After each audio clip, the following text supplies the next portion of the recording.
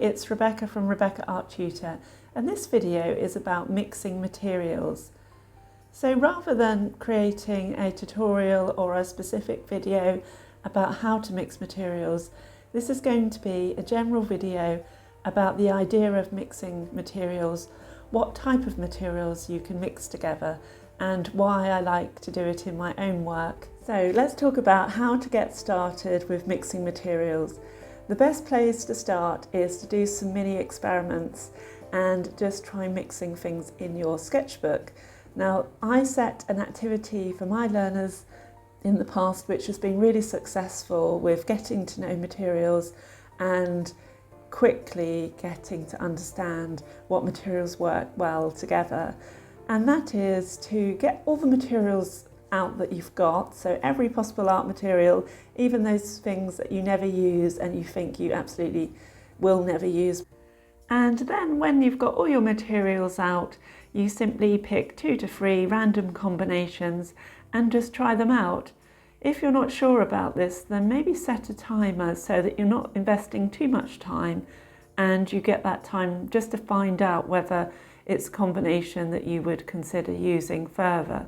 Sometimes I do an activity where I ask my learners or students to fold a large piece of paper into 8 squares, and then they have to try 8 different combinations of materials that include at least 2 to 3 different ones.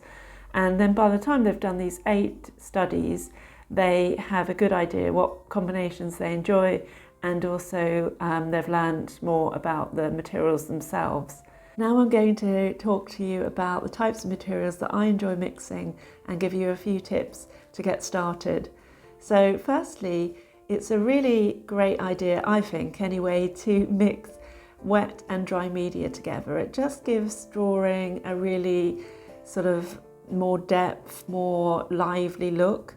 And you can do this really simply by just putting down a watery wash, say in watercolour or ink, and then draw on top of that, obviously once it's dry.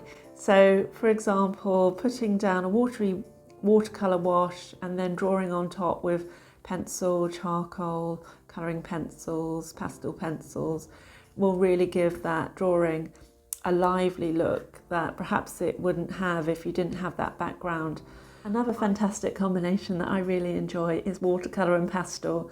I just really like using watercolour, but I don't feel very comfortable to complete a whole piece in watercolour. I get to a certain point and then I start to feel quite anxious that I'm going to mess it up basically. So the way I've got around this is I create backgrounds with watercolour, put in all the colours, the kind of blobby elements of the patches of colour, and then I feel more comfortable drawing on top of those with something like pastel pencils, pens, colouring pencils. So it gives me the best of both worlds, and I just think there's something really nice about watercolour and pastel.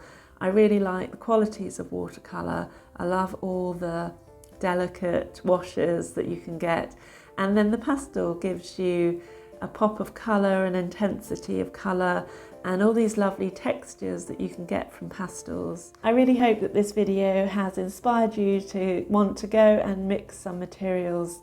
I really think that mixing materials creates artwork that is quite exciting and lively. If it has interested you, then you may be interested in my Skillshare course, Drawing Nature, 5 Creative Sketchbook Activities. One of the activities is around mixing materials, so that might be something that you really enjoy.